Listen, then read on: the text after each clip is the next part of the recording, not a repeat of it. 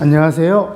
즐기는 손해사정사 이동윤입니다. 무더운 여름이 지나가고 이제 시원한 가을이 찾아왔는데요. 이런 경우 외부에서 레저 활동을 하시는 분들이 점점 많아지게 됩니다. 오늘은 대표적인 외부 레저 활동 중 자전거를 이용하시다가 자전거 간의 충돌 사고 혹은 자전거와 보행자 간의 접촉 사고 등이 발생하는 경우 어떻게 초기 대응을 해서 어떤 과정을 지나 보상금, 즉 합의금을 받을 수 있는지 자세하게 설명드려 보겠습니다. 자전거 사고가 발생하게 되면 피해자분께서는 순간적으로 발생한 자전거 사고 때문에 당황하시게 됩니다.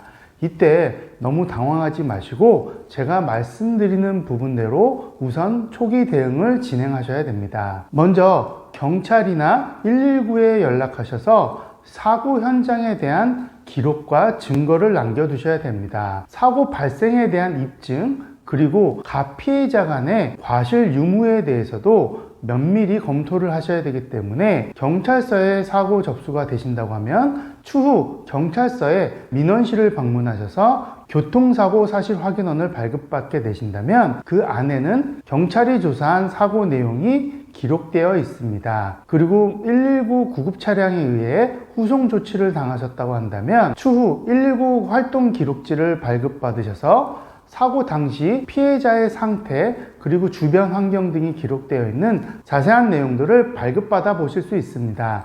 이러한 자료들은 공공기관에서 발급하는 객관적인 서류이기 때문에 추후 보상 절차를 진행하는 데 있어서 매우 중요한 자료가 됩니다. 두 번째는 피해자 본인 혹은 주변 사람들의 도움을 받으셔서 현장 사진이나 동영상을 촬영해 두시기 바랍니다. 현장 사진이나 동영상은 추후 과실 비율을 다투는 데 있어서 매우 중요한 자료가 되기 때문에 이는 꼭 확보해 두시는 것이 여러분들에게 매우 도움이 될 것입니다. 초기 대응 방법 중 마지막 세 번째는 바로 병원에 방문하시게 되었다면 본인의 부상 상태 등에 대해서 명확하게 병원 측에 설명을 하고 거기에 따른 진찰이나 검사를 받으신 후 병명을 확인할 수 있는 기록들을 남겨두시는 것이 추후 보상 절차를 받는데 매우 중요한 자료가 됩니다. 자, 이렇게 초기 대응을 마무리하셨다면 가해자인 자전거 운전자에게 보험이 가입되어 있는지 확인해 보셔야 됩니다. 보통 운전자 보험이나 건강보험 혹은 화재보험 안에 일상생활 배상책임 담보 혹은 가족 일상생활 배상책임 담보라는 특약이 가입되어 있는 경우가 많이 있습니다. 이 담보는 일상생활 중 발생할 수 있는 사고로 보험에 가입되어 있는 자가 타인을 다치게 하거나 타인의 물건을 파손시키는 경우 그 책임에 대한 보상금을 보험사가 대신해서 피해자에게 손해배상을 해주는 특약입니다. 대부분 보상 한도는 1억 원까지 설정이 되어 있고 아까 말씀드린 것처럼 별도로 판매하는 보험 상품이 아니라 다양한 보험 상품에 특약으로 가입되어 있다 보니 가해자분들도 잘 모를 수 있습니다. 따라서 가해자 혹은 가해자의 가족분들이 이런 일상생활 배상책임 담보 혹은 가족 일상생활 배상책임 담보에 가입되어 있는지 확인 후 보험 접수를 해달라고 요청하셔야 됩니다. 보험 접수의 유리한 점은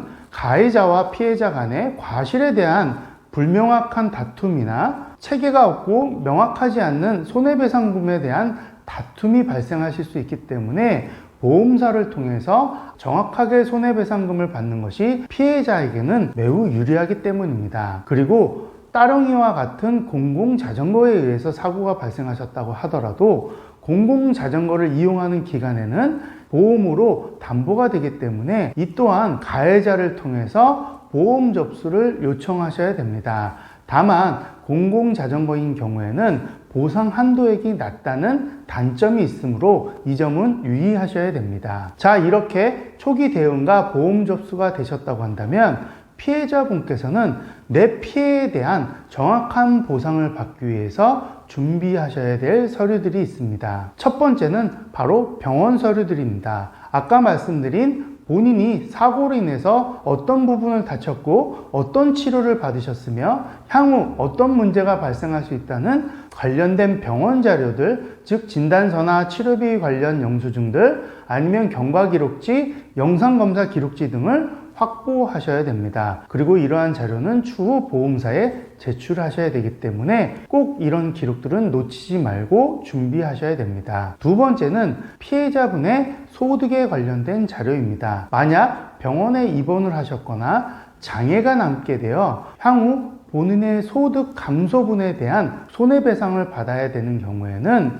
기준은 본인이 실제 얻고 있었던 소득을 기준으로 손해배상금을 산정하기 때문에 꼭 정확한 본인의 소득을 확인할 수 있는 원천징수 영수증 혹은 소득증명원 등의 자료를 준비하시기 바랍니다. 만약 이런 소득증명 자료가 없는 주부나 학생, 일용근로자인 경우에는 통계청에서 발표하고 있는 도시일용노임 단가가 적용되고 있습니다. 세 번째는 혹시 자전거 사고로 인해서 본인의 자전거 아니면 의류, 물품 등이 파손되거나 훼손됐다고 하신다면 그에 따른 구입 영수증, 수리 견적서 등 피해 물품에 대한 입증을 할 수 있는 자료가 필요하며 해당 물품이 파손된 부분에 대한 사진 등도 준비하시면 좋습니다. 그리고 절대로 보상을 받기 전까지 파손되거나 훼손된 물품 등을 임의로 처분하시게 된다면 추후 보상받는 데 있어서 문제가 발생하기 때문에 보상 문제가 해결되기 전까지는 이러한 파손된 물품 등을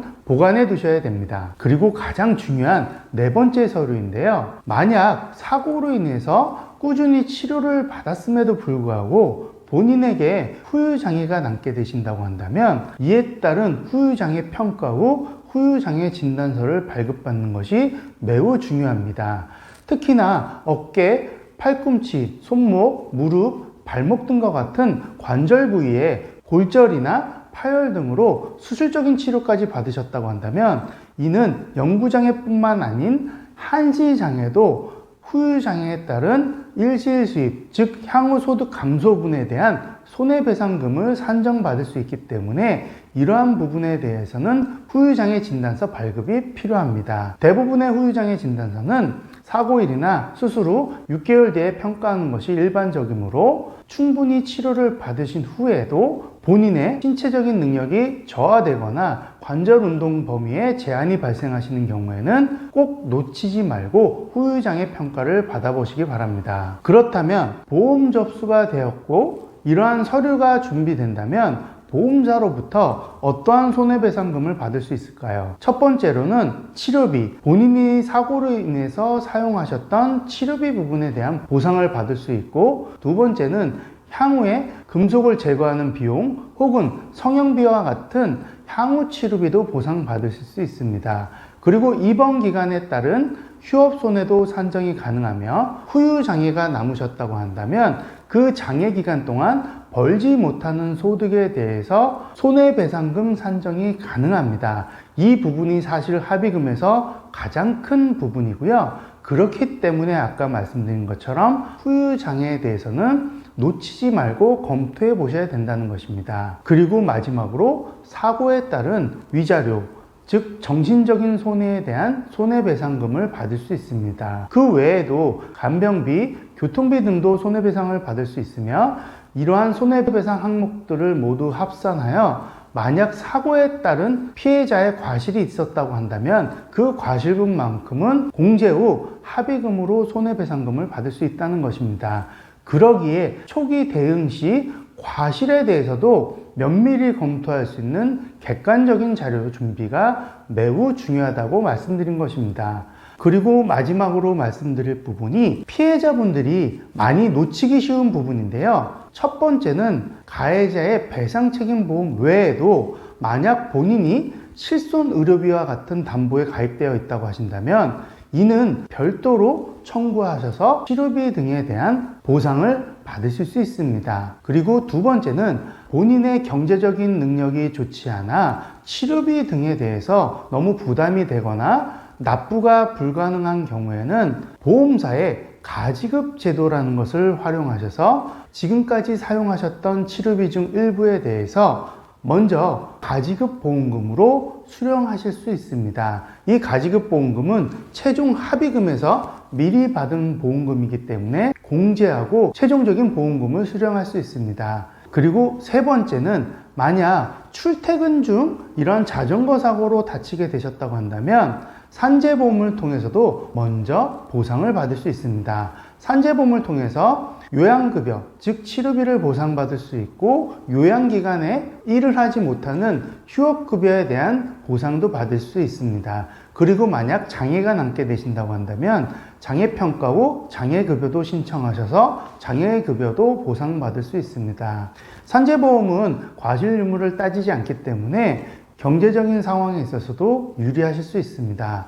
다만 산재보험으로 보상받으신 부분은 추후 합의금에서 공제된다는 점은 유념하셔야 됩니다. 그리고 마지막 네 번째는 배상책임사고에 따른 후유장애 평가 외에도 본인이 가입하신 개인보험에 상해 또는 재해 후유장애 담보에 가입되어 있다고 하신다면 개인보험의 후유장애 담보로도 보상을 별도로 받을 수 있습니다. 그렇기에 사고로 후유장애 평가를 받으실 때는 배상책임에 따른 후유장애 진단서와 개인보험의 후유장애를 보상받을 수 있는 후유장애 진단서 두 가지를 발급받으셔서 각각 청구하셔서 이중으로 보상받을 수 있습니다. 오늘은 자전거 사고가 발생하시게 되는 경우 초기 대응, 그리고 어떻게 보상 과정을 진행하셔야 되는지, 합의금 산정 요소는 무엇인지, 그리고 마지막으로 피해자분들이 놓치기 쉬운 부분 등에 대해서 자세히 설명을 드렸습니다. 만약 이 영상만으로도 궁금증이 해결되지 않으셨다고 한다면 언제든지 위 상담번호로 연락 주시면 친절하게 상담해 드리겠습니다. 보험사는 여러분들이 원하는 만큼 충분히 보상을 해주진 않습니다. 만약 후유장애 등으로 보상금에 대한 분쟁이 예상되시거나 과실 등에 따른 분쟁이 예상된다고 하신다면 사고 초기부터 저와 같은 손해사정사에게 사건을 의뢰하셔서 분쟁을 미리 예방하시고 정당한 손해배상금을 받는 것이 여러분들의 권리를 지키는 또 하나의 방법입니다. 오늘 자전거 사고에 대한 안내를 드렸고요. 오늘의 정보도 여러분들께 좋은 정보가 되었길 바라며 앞으로도 더 좋은 정보로 찾아뵙겠습니다. 감사합니다.